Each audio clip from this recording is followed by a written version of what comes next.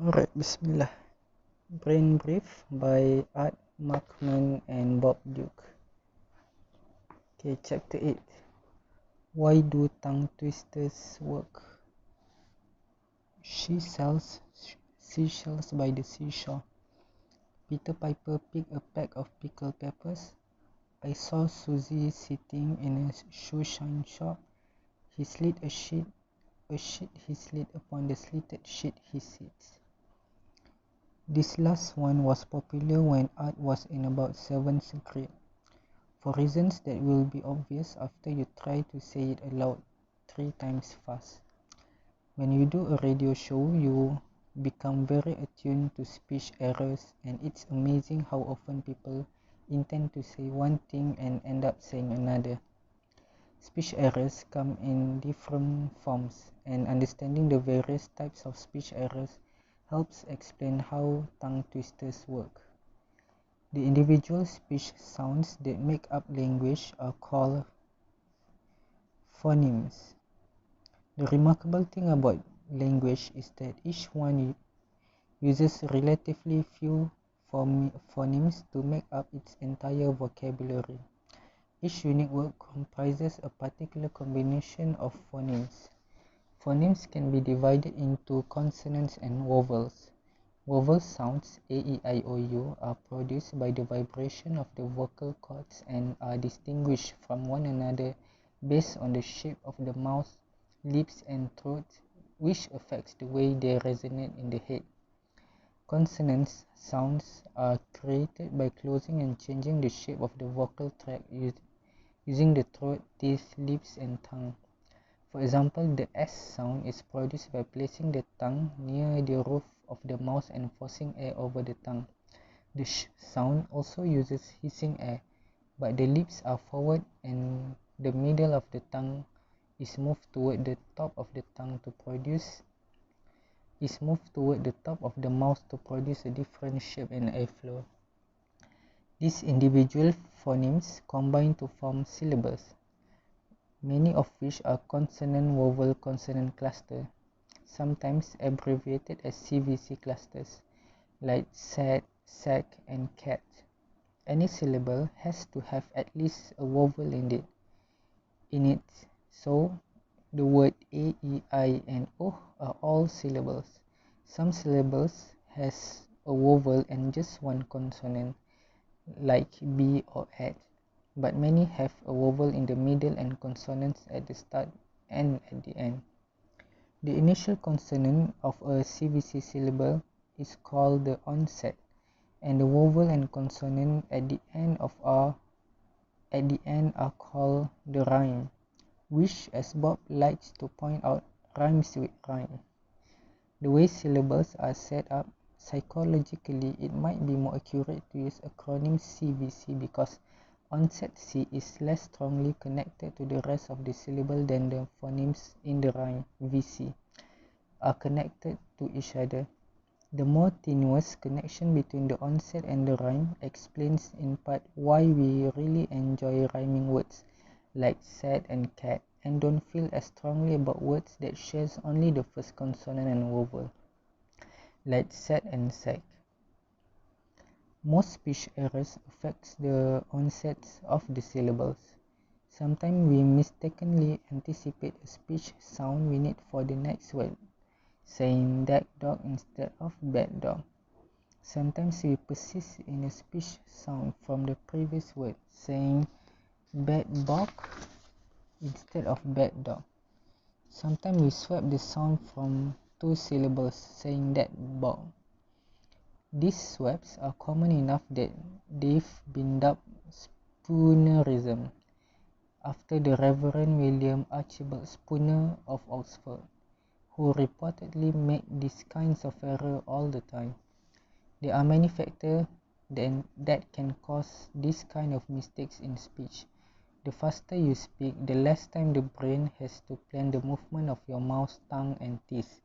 Using lots of similar speech sounds in a single sentence can make it especially difficult to plan which sounds belong to in which location. Sentences in tongue twister are designed to create a particular kind of speech error in which sounds get swapped between adjacent words. The alternating speech sounds are placed at the beginning of words to increase the likelihood that the sound will detect from the syllables where they belong and move to the neighboring syllables. In seashells by the seashore, seashells and seashore share a similar structure, but the onset are swapped between the two syllables in each phrase. This verbal challenge is made more difficult because the position of the mouth required to produce S and sh sound are similar as well. There are other kinds of speech errors that are more elaborate than those caused by tongue twisters. Many of us have experienced a momentary difficulty in remembering names of loved ones. It's not unusual for a parent to stand at the base of the stairs to call one of the kids and cycle through the names of all of her kids and perhaps the family pet before getting to the right one. Names are a special case. Most words that we use apply to categories of things. The word cat refers to a whole class of objects, but Felix refers to a particular individual. You find it harder to recall names in part because names refer to only particular people, and there is no obvious reason that people should have the name they have been assigned. People you know are grouped in categories, like the people who live in your house, so you often clump their names together in memory, which explains why you sometimes confuse the name of your children or other family members. Another kind of speech errors involve misusing a word because you don't know its definition. These mistakes are called malapropism, named for the character Mrs. Malaprop from an 18th century play by Richard Sheridan. In a malapropism, someone might say, "I thought he did a perfectly superfluous job," when intending to compliment someone, not realizing that superfluous means unnecessary. Bob frequently thinks that Art does a perfectly superfluous job on the show. Another kind of error involves simply retrieving the wrong word. Mistakes that are often referred to as Freudian slips under the assumption that selecting a particular word reflects a subconscious intention to say the word. As the old joke goes, my therapist said to me, "If it's not one thing, it's your mother." Freud proposed an elaborate system of subconscious desires, which by the way has little empirical evidence to support it. But if you substitute one word for another in a sentence, the word you misuse has to have gotten into your working memory somehow. One possibility is that it was suggested by the context. If you are distractedly watching trains at a station, you might have inserted the word train in a sentence because you are thinking about trains. If you are ruminating on a thought that is plaguing you, it's possible that you will say a word that relates to the thought, even in a sentence where it doesn't belong. But not every speech error is a reflection of some deep and hidden thought. Finally, it is worth pointing out that most of the speech errors you make are not mistakes regarding the pronunciation or the definition of a word, but with the structures of the sentence itself. Our thoughts evolve constantly, and sometimes you switch what you intend to say midstream. Written language is usually pretty orderly because it is a product of a lot of thought and editing. In live speech, however, these edits happen on the fly. The funny thing is that you often don't notice how many stops and starts there are in sentence people speak aloud. Someone begins a sentence, pauses and repeats a word a few times.